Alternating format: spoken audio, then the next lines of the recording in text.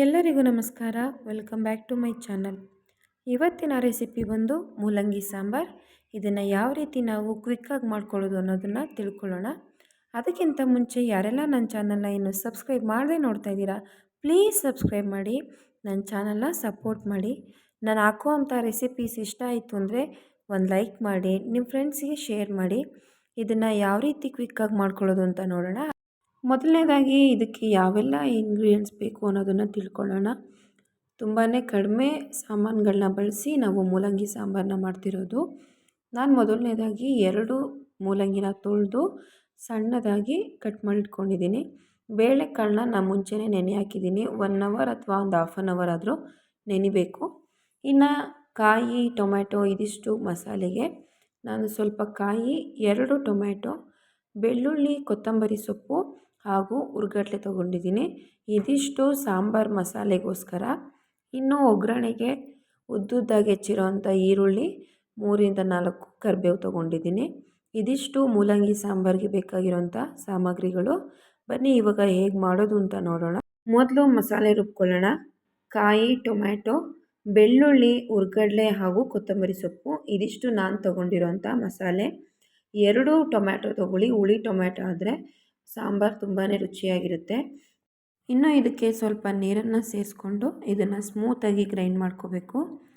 Stove ಮೇಲೆ ಕುಕ್ಕರ್ನ ಇಟ್ಕೊಂಡು ಅದಕ್ಕೆ 2 ಟೀ ಸ್ಪೂನಷ್ಟು ಎಣ್ಣೆನ ಹಾಕ್ಕೊಂಡು ಅದು ಕಾದ ನಂತರ ಅದಕ್ಕೆ ಕರಿಬೇವು ಹಾಗೂ ಉದ್ದುದ್ದಾಗಿ ಹೆಚ್ಚಿರೋಂಥ ಈರುಳ್ಳಿನ ಹಾಕ್ಕೊಂಡು ಸ್ವಲ್ಪನೇ ಫ್ರೈ ಮಾಡ್ಕೊಳ್ಳೋಣ.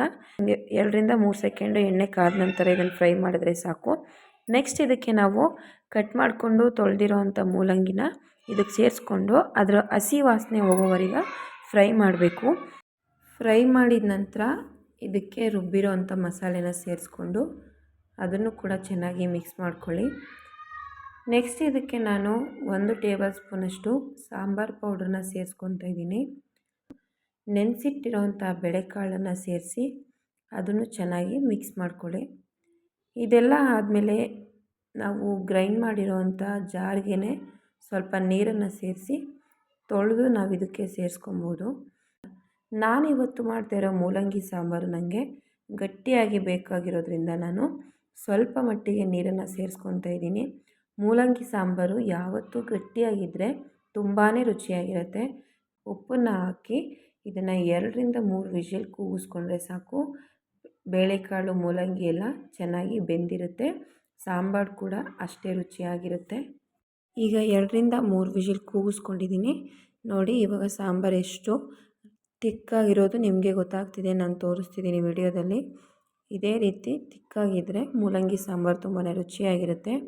ಇವತ್ತು ನಾನು ಮಾಡಿರೋಂಥ ಈ ರೆಸಿಪಿ ನಿಮಗೆಲ್ಲ ಇಷ್ಟ ಆಗಿದೆ ಅಂತ ಅನ್ಕೋತೀನಿ. ವಿಡಿಯೋ ಇಷ್ಟ ಆಗಿತ್ತು ಅಂದರೆ ಒಂದು ಲೈಕ್ ಮಾಡಿ. ಸಿಗೋಣ ಮುಂದಿನ ವಿಡಿಯೋದಲ್ಲಿ ಒಂದು ಹೊಸ ರೆಸಿಪಿ ಜೊತೆ.